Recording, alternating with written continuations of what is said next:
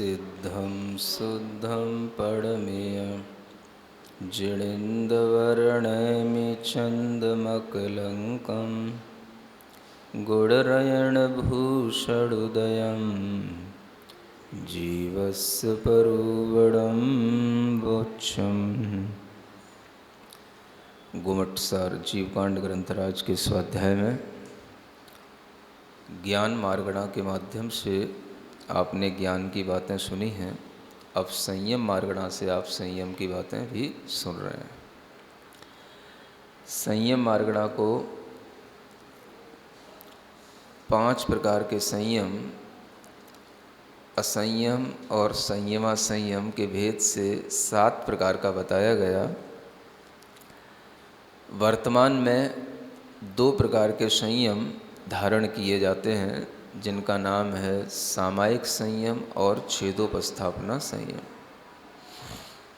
यह सामायिक संयम जो होता है वह सर्व सावध योगों से विरति रूप होता है। सर्व माने सभी प्रकार के हिंसा आदि 5 प्रकार के जो पाप रूप सावध्य होते हैं, सावध्य पाप को ही कहते हैं। कोई भी क्रिया जिससे कि हिंसा आदि की प्रवृत्ति होती है वो सावध्य कहलाती है। तो यह 5 ही प्रकार का जो सावध्य के साथ में योग होता है, योग माने मन वचन कायी की जो चेष्टाएं चलती हैं, उन सब को रोक करके अपनी मन को अपनी आत्मा में स्थापित कर लेने का नाम सामायिक कहलाता है, और यही सामायिक चारित्र होता है। इस तरह का जो सामायिक चारित्र है, यह सामायिक चारित्र एक अखंड चारित्र माना जाता है। कैसा? हाँ, अखंड का मतलब यह पूर्ण रूप से हमें अपने स्वभाव में ले आता है। इसमें किसी भी प्रकार का कोई भी भेद या विचार नहीं रहता, और यह एक रूप से अखंड रूप से आत्मा के अंदर अनुभव में आता है। इसलिए इसको सामायिक संयम या सामायिक चारित्र कहते हैं। इस सामायिक चारित्र में किसी भी प्रकार की कोई भेद कल्पना नहीं होती। यहाँ तक कि जो हमने 5 व्रत धारण किए हैं अहिंसा आदि, उन 5 व्रतों में भी भेद नहीं करना होता है। एक अहिंसा में ही सब कुछ शामिल है। इसलिए यह एक यम रूप होता है। ऐसा आपको कल पहली गाथा में बताया था। एक यम रूप है, यानी एक संयम के भाव रूप है, एक ही चारित्र है और एक ही व्रत रूप है। एक में सब कुछ समाहित हो जाने का नाम सामायिक। तो ये एक में ही सब कुछ होता है। यहाँ पर अलग अलग नहीं करना पड़ता। जब अलग अलग करने की बारी आ जाती है, जब अलग अलग विचार आ जाता है, जब अलग अलग तरह से प्रवृत्तियाँ होती हैं, तो वह छेदोपस्थापना नाम पाता है। यह छेदोपस्थापना का स्वरूप भी अनेक प्रकार का है, और यह स्वरूप यहाँ आगे आपको गाथा के माध्यम से कुछ बताया जा रहा है। पहले गाथा पढ़ते हैं और इसी के आधार पर इसके स्वरूप का कुछ चिंतन करते हैं।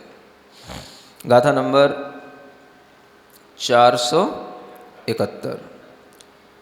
छेतूणय पर्यायम पुराणम जोठवे अपाणम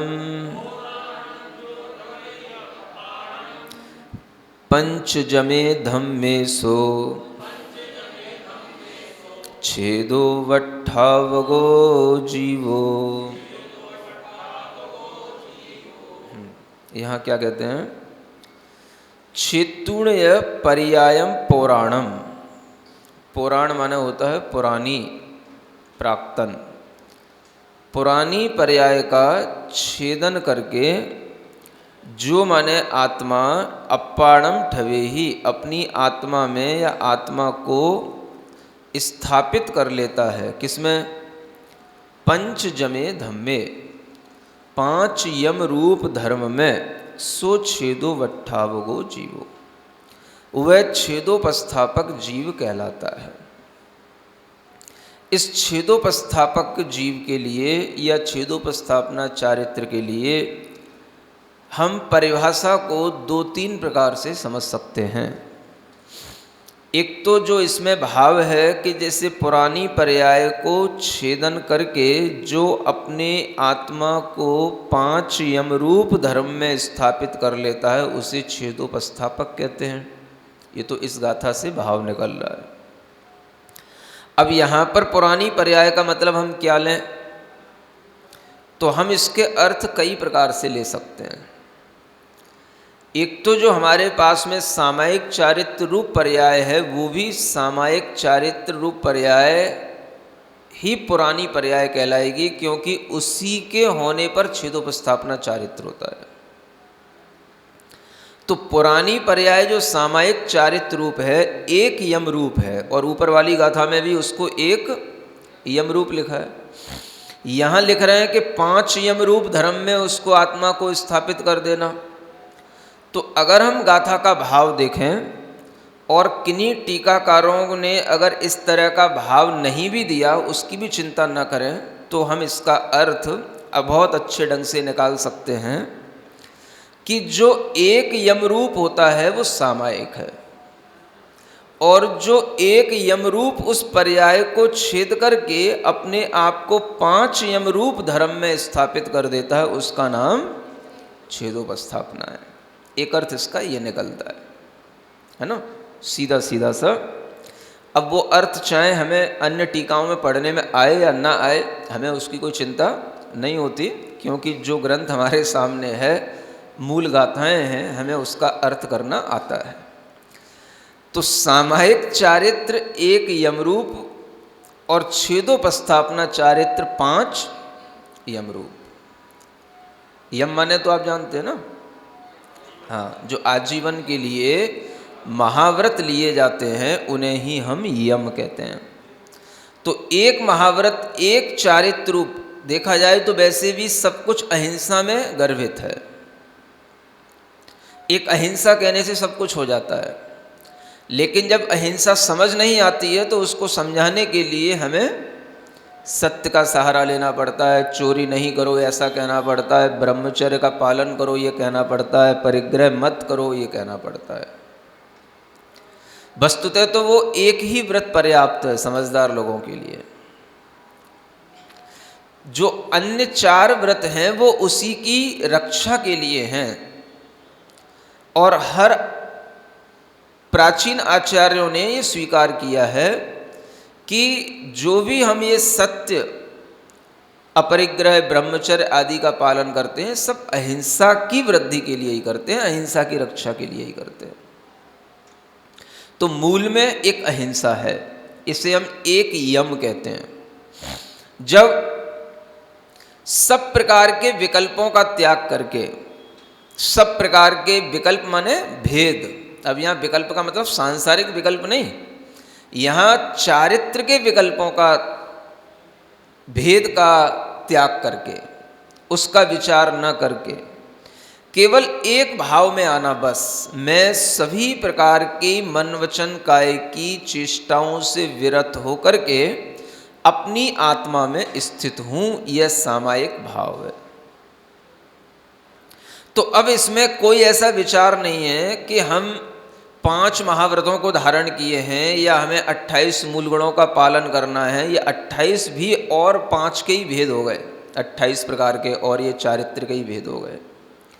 तो इतने सब ये भेद जो हैं, इन भेदों को ध्यान न करके केवल एक भाव पर ध्यान लाना, उसका नाम क्या है? सामायिक, है ना। वो व्रत अहिंसा हो जाएगा और चारित्र उसका कहलाएगा सामायिक चारित्र। और जब वही 5 रूपों में विभाजित हो गया, हम 5 महाव्रत धारण किए हैं, जब हम प्रवृत्ति करेंगे तो अब हमें झूठ नहीं बोलना, चोरी नहीं करना इत्यादि, जब ये विचार आता रहेगा तो ये कहलाएगा छेदोपस्थापना। समझ आ रहा है? इसका ये सीधा सीधा अर्थ है। बहुत कम लोगों को ये अर्थ समझ में आता है, ग्रंथों से भी ये बहुत कम स्पष्ट होता है, ये गुरुओं के उपदेश से ही होता है। और हमको भी जो स्पष्ट हुआ है वो गुरु के उपदेश से ही हुआ है, इसलिए आपको बता रहा हूँ। गुरु महाराज हमेशा एक उदाहरण देते हैं इन दोनों चारित्रों को समझाने के लिए, कि वो कहते हैं कि जैसे मोती होता है, मोती जानते हो ना, तो वह मोती अपने आप में अखंड है। जो आचार्य महाराज ने उदाहरण दिया वो आपको बता रहा हूँ। मोती क्या होता है? अपने आप में अखंड है। अब उस अखंड मोती को हम काम में क्या लेंगे? हमें मोती का हार पहनना है। हार कैसे बनेगा भाई? तो बिना उसमें छिद्र किए हुए उसमें धागा नहीं जाएगा, और बिना छिद्र किए हुए वो मोतियों की लाइन पिरोई नहीं जा सकेगी, तो वो हार के रूप में पहन नहीं पाओगे। हाथ में लखे रहोगे, हाँ मेरे पास मोती हैं, मेरे पास मोती है। तो एक मोती जो रूप है वो तो हो गया अखंड, उसमें कोई छेद नहीं, कोई खंड नहीं, कोई भेद नहीं। समझ आ रहा है? ये एक अखंड रूप सामायिक चारित्र होता है, और जब उसी को हम छेद करके उसके हम अनेक व्रतों के माध्यम से उसका हार बना करके पहन लेते हैं, तो वो हो जाता है छेदोपस्थापना। सुन रहे हो? तो गुरु महाराज ने भी अपने को यही समझाया था, सो अपने को याद है, और इसी से अपने को समझ में आता है कि हाँ ये उदाहरण बड़ा अच्छा है, और इसी के माध्यम से हमें सामायिक छेदोपस्थापना का स्वरूप समझ में आता है। ये पहला स्वरूप व्रतों के लिए ये है। आ रहा है ना समझ में? तो छेदोपस्थापना कब काम में आएगा, सामायिक कब काम में आएगा, और सामायिक में होते हुए फिर छेदोपस्थापना की जरूरत क्यों पड़ेगी, और छेदोपस्थापना होकर के फिर सामायिक की जरूरत क्यों पड़ेगी? तो ये सब चीज़ें भी सीखने योग्य हैं, लेकिन सिखाने योग्य नहीं है। क्या सुन रहे हो? अब सीखने योग्य तो इसलिए है कि जैसे हमारे लिए सीखने योग्य थी, तो हमने तो गुरु मुख से सीख लिया। अब आप लोगों को सिखाने का कोई मतलब इसलिए नहीं क्योंकि आप लोगों को कुछ करना धरना तो है नहीं है ना? तो सीख के क्या करोगे? जब मुनि व्रत धारण करो तब सिखाया जाए तो ठीक भी रहे, जैसा गुरु महाराज ने हमारे लिए किया था। अब हमें ये लगता है कि हमने तो इतना बड़ा त्याग करके कुछ सीखा है, और हम आपको यहाँ फोकट में सिखाएं, थोड़ा मन कम करता है थोड़ा सा।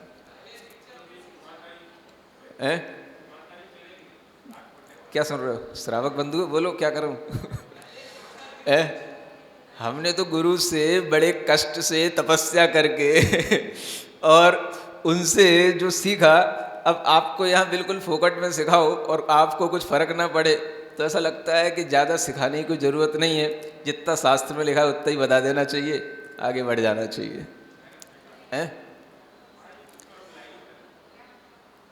तो ये कहना चाह रहा था मैं कि सामायिक से छेदोपस्थापना में आया जाता है, और छेदोपस्थापना से फिर सामायिक संयम में आया जाता है। अब ये इसलिए है कि जैसे सामायिक भाव है तो एक अखंड भाव है। आप एक अखंड भाव में बहुत देर तक तो रह नहीं सकते हैं, है ना? एक सीमा तक, एक लिमिट तक ही उसमें रुक सकेंगे एक भाव में। और अब सामायिक के भाव को जब छोड़ करके आपको प्रवृत्ति करनी होगी, तो उस समय पर आपको ये छेदोपस्थापना का सहारा लेना होगा, क्योंकि आपको जब प्रवृत्ति करनी है तो हर चीज़ का ध्यान रखना होगा। 28 मूलगुण सामने आ जाएंगे, 5 महाव्रत सामने आ जाएंगे, उनमें प्रवृत्ति करने पर यह छेदोपस्थापना चारित्र रहता है ना? इसकी दूसरी परिभाषा ये भी है कि जब कभी इन व्रतों में प्रमाद हो, और प्रमाद होने के बाद में इन्हें फिर से अपने आप को सामायिक भाव में ले आना या चारित्र की शुद्धि के भाव में ले आना, तो फिर से ये सामायिक चारित्र कहलाता है। आप लोगों ने प्रवचन सार भी पढ़ा होगा, है ना? उसमें एक चारित्र चूलिका में गाथा आती है जो 28 मूलगुणों का निरूपण करने वाली है। तो उसमें लिखा, तेसु पमत्तो समड़ो छेदो वट्ठावगो होती, है ना? यानी कि जो व्रत बताए गए हैं उनमें जब प्रमत्त हो जाता है या प्रमाद हो जाता है, तो भी वो छेदोपस्थापक संयम वाला हो जाता है। तो एक तो छेदोपस्थापक का दूसरा अर्थ यह है कि प्रमाद होने पर छेदोपस्थापना हो रहा है ना? और छेदोपस्थापना होने पर वह प्रमाद के साथ साथ फिर अप्रमत्त भी हो जाता है। तो अप्रमत्त हो गया तो सामायिक हो गया, प्रमाद हो गया, छेदोपस्थापना हो गया। तो ये भी एक स्वरूप समझ में आता है सामायिक छेदोपस्थापना का। सुन रहे हो? ये चिंतन से बता रहा हूँ। ये दूसरा जो प्रवचन सार की गाथा के अनुसार जो दिमाग में आया वो बता रहा हूँ। तो एक तो ये भी समझ में आता है कि इस तरह से ये दोनों चारित्र एक साथ होते हैं, ऐसा तीर्थंकर भगवान ने कहा है ना। और ये भी है कि ये जो छेदोपस्थापना चारित्र होता है यह सामायिक के साथ ही होगा, अलग अलग नहीं होगा। सिद्धांत ग्रंथों में जो षट्खंडागम आदि सूत्र हैं उनमें इसको दोनों को एक पद के रूप में लिखा जाता है। सामाई छेदोवट्ठावण शुद्धि संजदो, ऐसा नाम आता है, एक पद आता है बस। आगे के चारित्र के लिए अलग अलग शब्द आएगा, परिहार शुद्धि संजदो, जहाखा सुकुम सांप्राय शुद्धि संजदो, जहाखा शुद्धि संजदो, अलग अलग पद आते हैं। और इसके लिए दोनों के लिए एक पद आता है, सामाई छेदोवट्ठावण शुद्धि संजदो।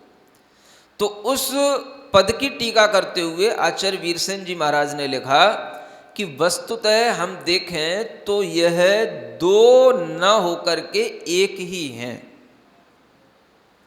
स्वरूप दोनों का अलग अलग थोड़ा सा लक्षण भेद से बन रहा है, इसलिए हम दो कह सकते हैं, लेकिन काम ये दोनों एक साथ एक आत्मा में अलग अलग टाइम पर करेंगे, लेकिन काम दोनों मिलजुल करके करेंगे,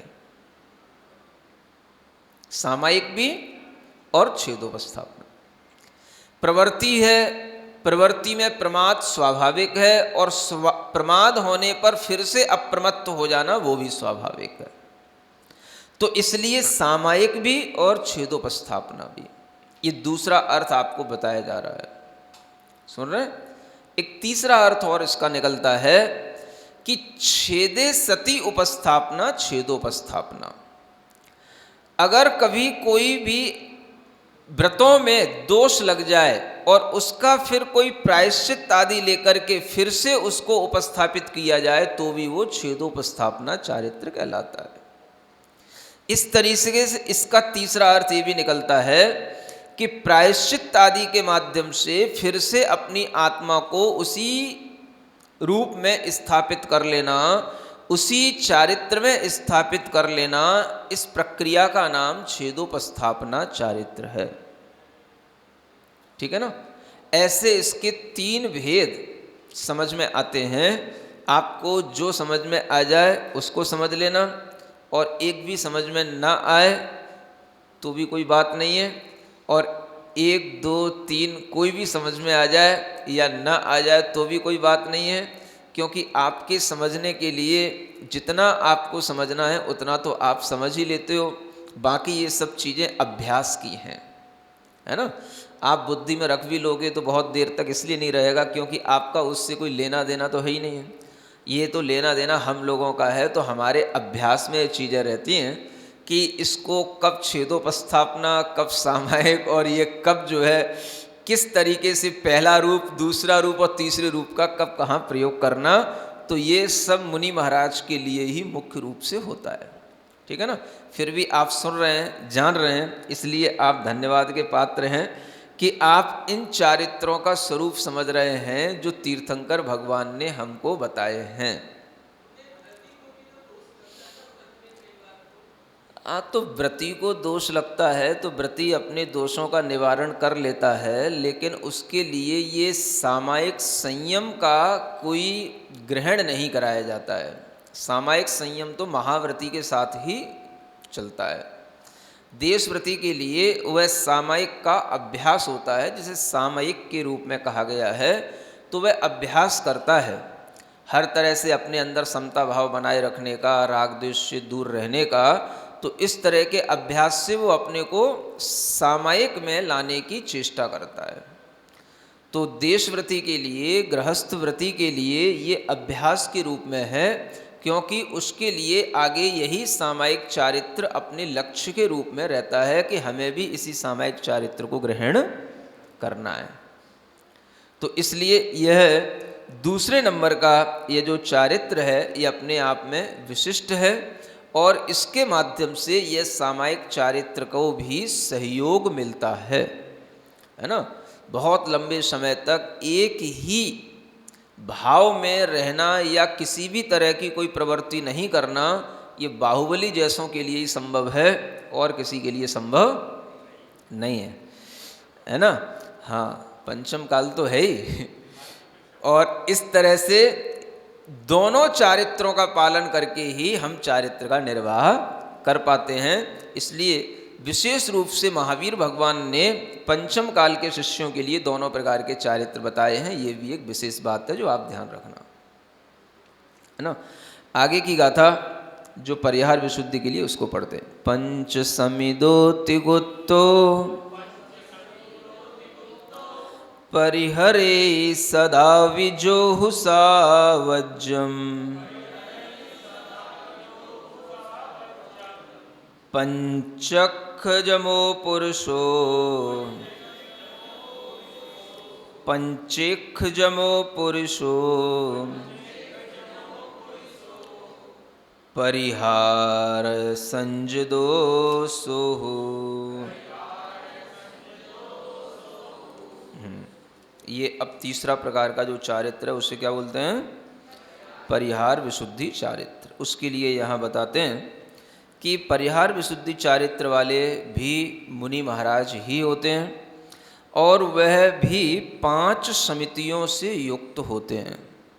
जो 5 समितियाँ होती हैं, 5 व्रत होते हैं, 5 समितियाँ होती हैं, 3 गुप्तियाँ होती हैं, ऐसे 13 प्रकार का भी एक चारित्र कहा जाता है। 5 समिति, 5 व्रत और 3 गुप्तियाँ, ये 13 प्रकार का भी चारित्र कहा जाता है। तो चारित्र के अनेक भेद हैं। 13 प्रकार के चारित्र को भी एक यम रूप में धारण करना, इसको भी हम सामायिक कह सकते हैं। तो इसी तरह से जो परिहार विशुद्धि संयम वाले मुनि महाराज होंगे, उनके पास में भी कोई और विशिष्ट चीज़ें नहीं होंगी।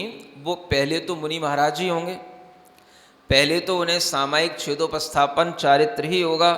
ये उनकी विशिष्ट एक जीवों की रक्षा की विशुद्धि की भावना से उनके अंदर एक चारित्र आ जाता है, जिसका नाम कहलाता है परिहार विशुद्धि चारित्र। इसलिए यहाँ लिखा है कि उनके पास भी 5 समितियाँ होती हैं, 3 गुप्तियाँ होती हैं, मन वचन और काय की रक्षा करने वाली ये 3 गुप्तियाँ कही जाती हैं। इनमें इन 3 गुप्तियों को पालन करते हुए परिहरई सदावि जोहु सावज्यम, जो हमेशा सावध्य का परिहार करके चलते हैं। सावध्य माने किसी भी तरह से हिंसा आदि न हो, इस तरह की सावधानी का उन्हें विशेष ज्ञान होता है।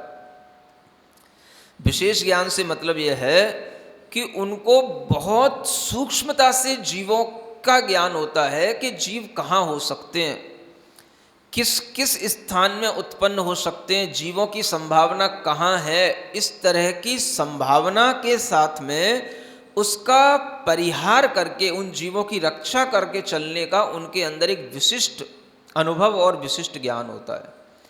इस परिहार विशुद्धि चारित्र में यही बताया जाता है कि वह सावध्य का परिहार करके चलते हैं, और वह पंचेख जमो, यानी उनके पास 5 यम भी हो सकते हैं और 1 यम भी हो सकता है ना।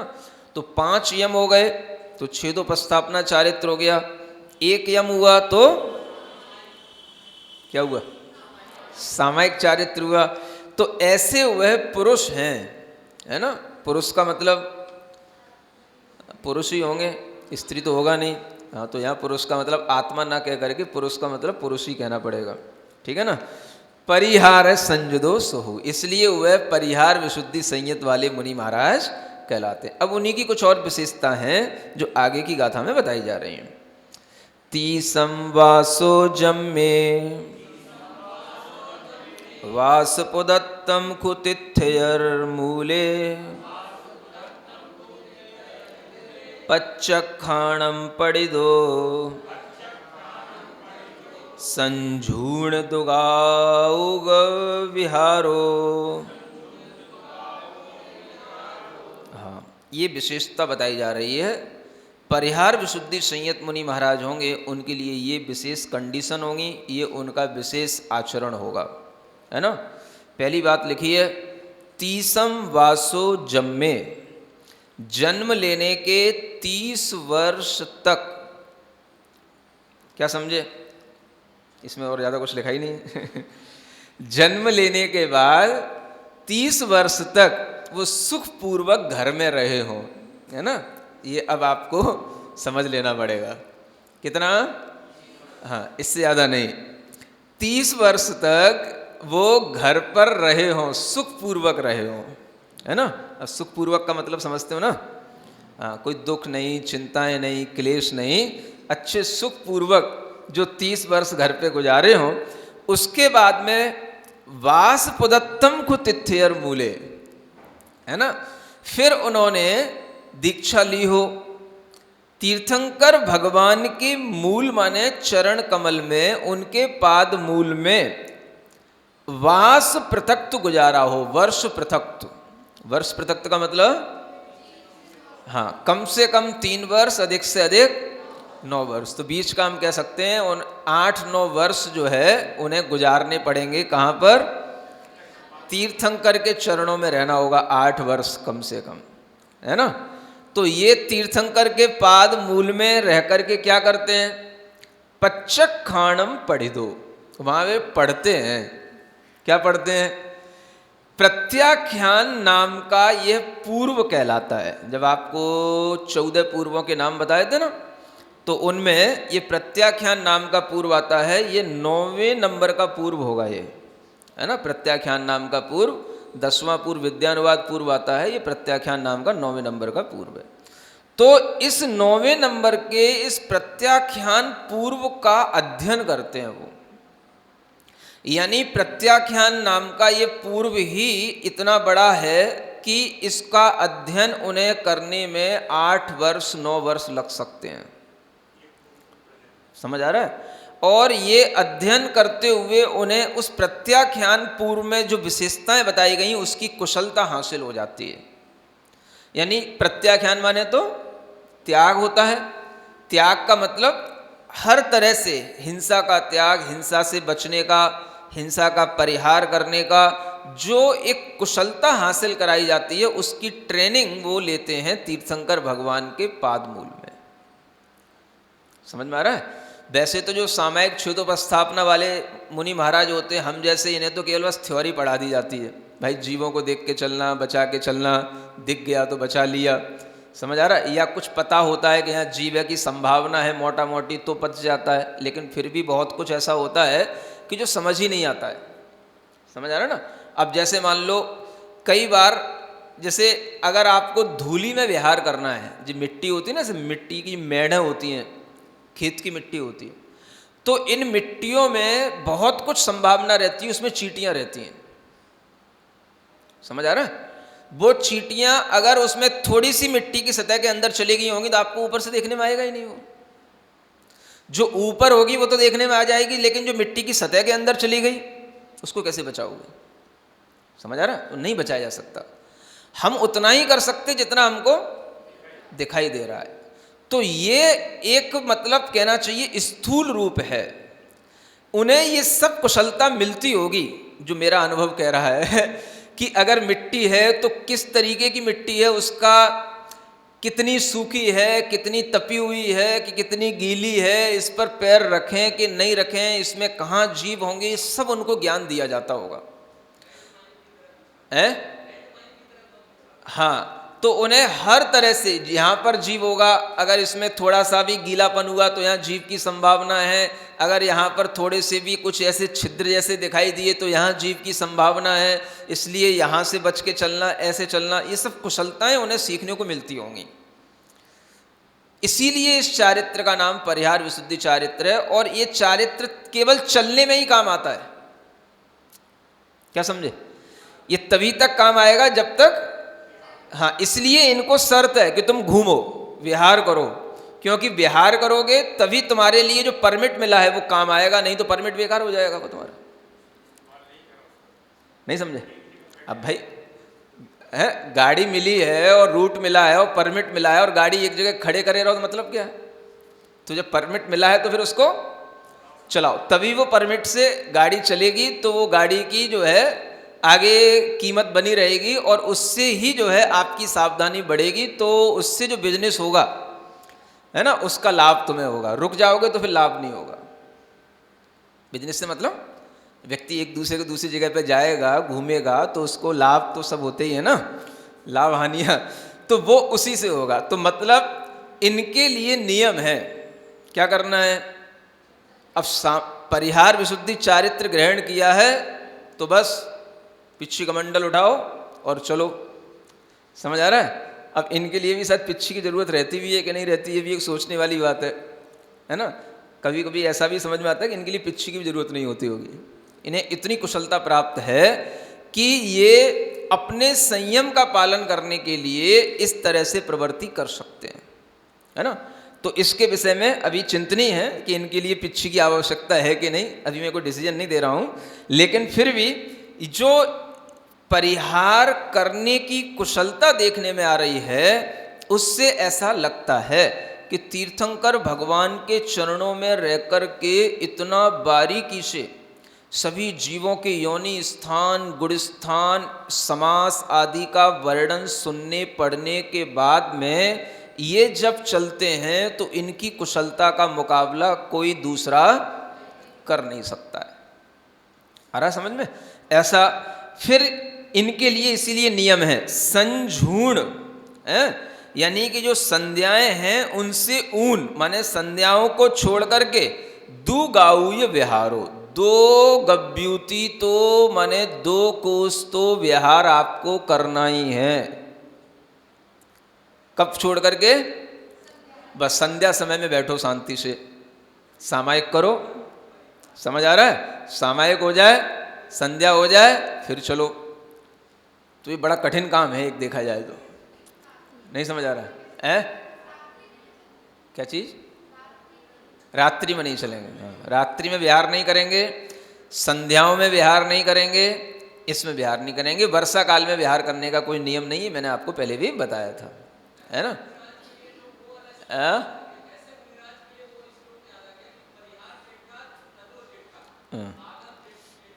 आगम चेठा तो दो जेठा, है ना।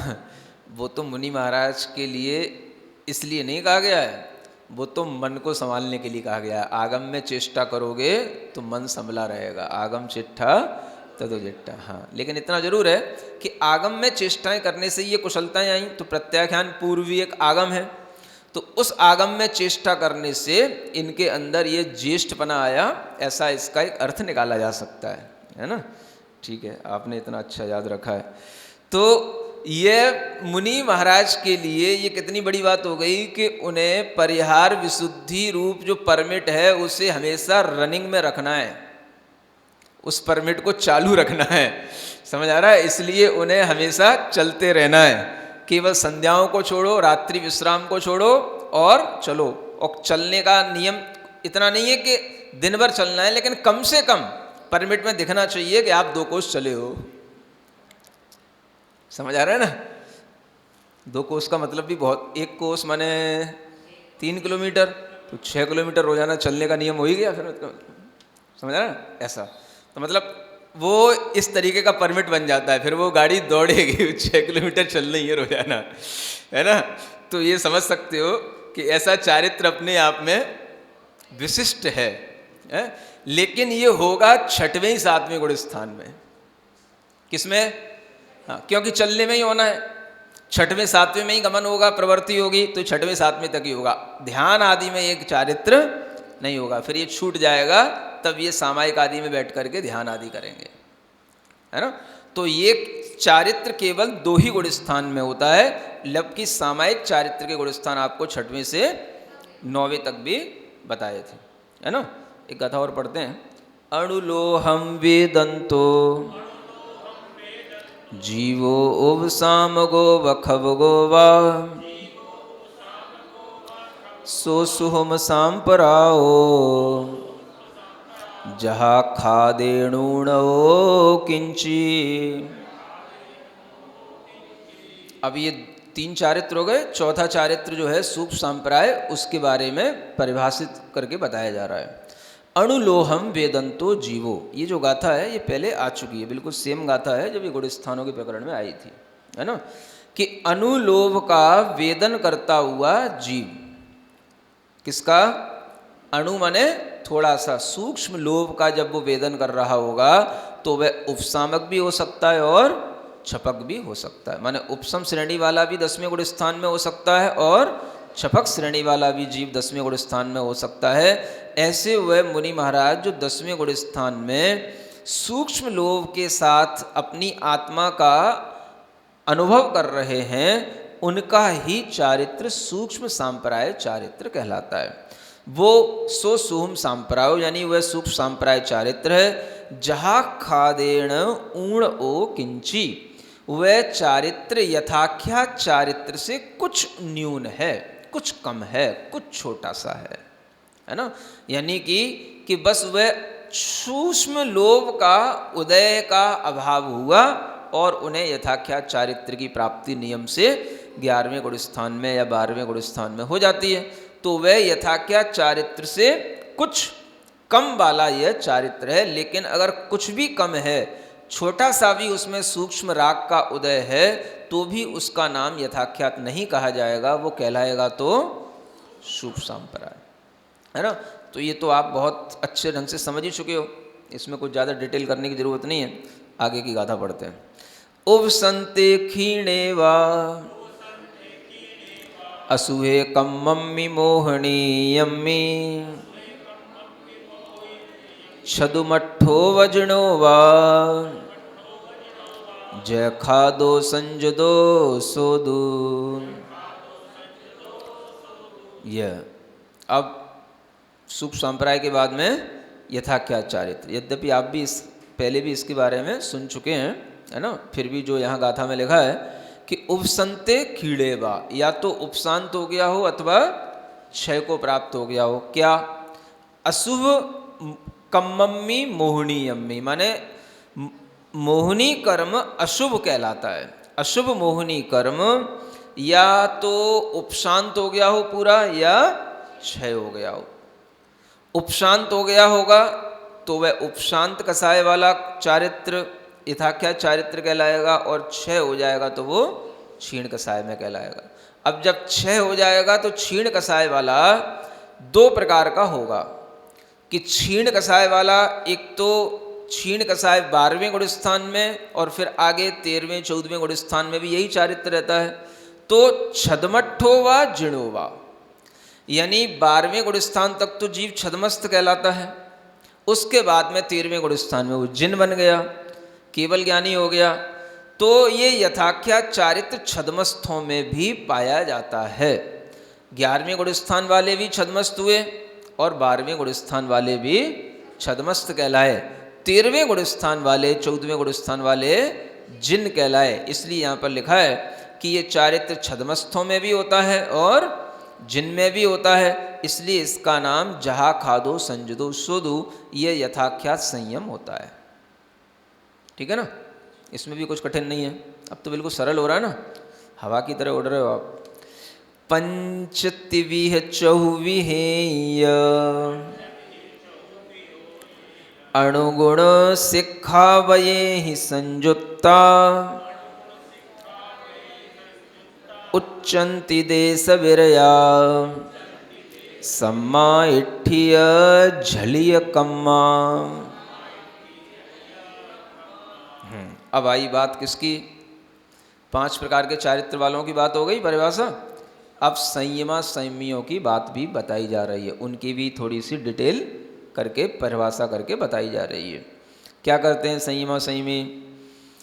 पंच माने 5, तिहि माने 3, चौदु माने 4, विहि माने इतने प्रकार के क्या होते हैं? अणु माने अणुव्रत, गुण माने गुणव्रत, शिक्षा माने शिक्षाव्रत। इनसे वो संयुक्ता माने संयुक्त होते हैं। क्या मतलब हुआ? 5 प्रकार के अणुव्रत, 3 प्रकार के गुण व्रत और 4 प्रकार के शिक्षा व्रतों से जो संयुक्त हों, यानी 5 और 3 8 और 4 12 प्रकार के इन व्रतों से जो संयुक्त होते हैं वे उच्चंती माने कहे जाते हैं देश विरया, उन्हें देश विरत कहते हैं। क्या बोलते हैं उनको? हाँ, यही 5वें गुण स्थानवर्ती जीव होते हैं।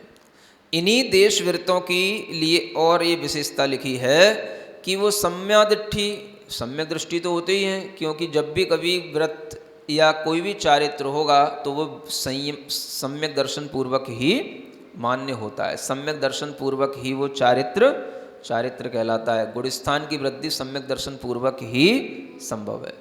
तो इसलिए वो सम्यक दृष्टि भी हैं, लेकिन विशेषता ये है झलीय कम्मा, है ना, उनके कर्म जो है वो झड़ते रहते हैं। झड़ी कम्मा का मतलब कर्मों को झड़ाने वाले, वो भी कर्मों को झड़ाने लग जाते हैं। क्या समझे?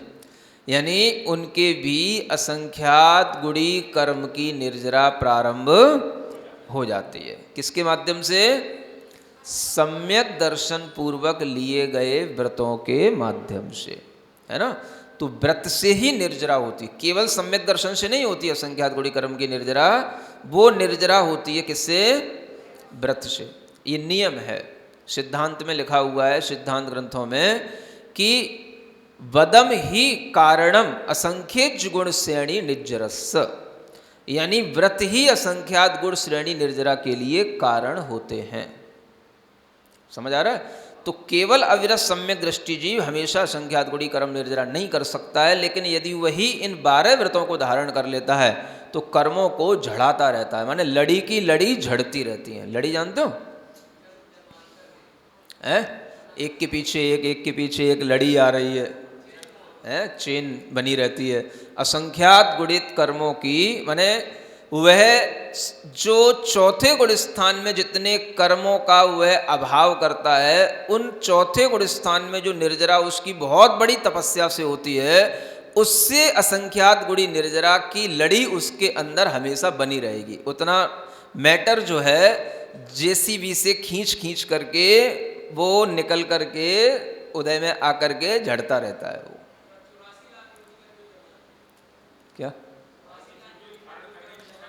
हाँ, 84 लाख योनियों में अनादिकाल में जो आपने मैटर जमा कर रखा है, कार्मिक पौद्गलिक मैटर, वो सब जो है वो असंख्यात गुणी क्रम से उसकी जो है वो झड़ाई शुरू कर देता है। जैसे एक बार कहीं गड्ढे खुदाई शुरू हो जाए, जेसीबी निकलना शुरू हो जाए, फिर वो जैसा जेसीबी हाथ मारेगा तो फिर वो छोटी मोटी मिट्टी नहीं, 1 पला 2 पला नहीं निकलेगी, फिर वो बड़ा ही उसमें से निकलता है, झला का झला। तो इसलिए यहाँ लिखा है झली कम्मा, मतलब अच्छे कर्मों की वो निर्जरा करना प्रारंभ कर देता है। ये देशवृत्ति की विशेषता हो जाती है। इसलिए जिन्हें अपने कर्मों को झड़ाना हो, क्या सुन रहे हो? कर्मों को झड़ाना हो, एक तो झड़ाना वो होता है जैसे कोई झाड़ है, झाड़ जानते हो, है ना, कोई वृक्ष है और उसमें आपने थोड़ी सी कोई हवा चली या थोड़ा सा कहीं कोई डाल या शाखा हिला दी है, तो कुछ थोड़ा बहुत पत्ते वत्ते हिल गए, निकल गए, 1 आध 2 4 फल गिर पड़े।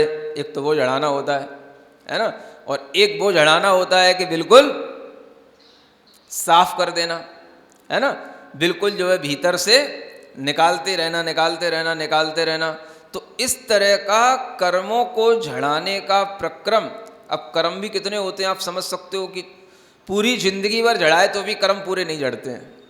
समझ आ रहा है? और इससे जो झड़ेंगे इससे भी बड़ी जेसीबी कब मिलेगी? महाव्रतों को धारण करके। तो उसका जो है एवरेज और ज़्यादा आता है असंख्यात गुणी कर्म की निर्जरा का। समझ आ रहा है? तो उससे जो कर्म की निर्जरा होगी जो इससे भी असंख्यात गुणी होगी, तो ये भी जो है लंबे समय तक धारण किए जाएं तो भी वो है आत्मा में इतना कर्म द्रव्य वो कभी खाली नहीं होता है। सुन रहे हो? मतलब कि मुनि महाराज की उत्कृष्ट आयु एक पूर्व कोटि की हो सकती है। कितनी? है ना, जैसे विदेश क्षेत्र है तो आयु उत्कृष्ट कितनी हो सकती है? एक पूर्व कोटि की।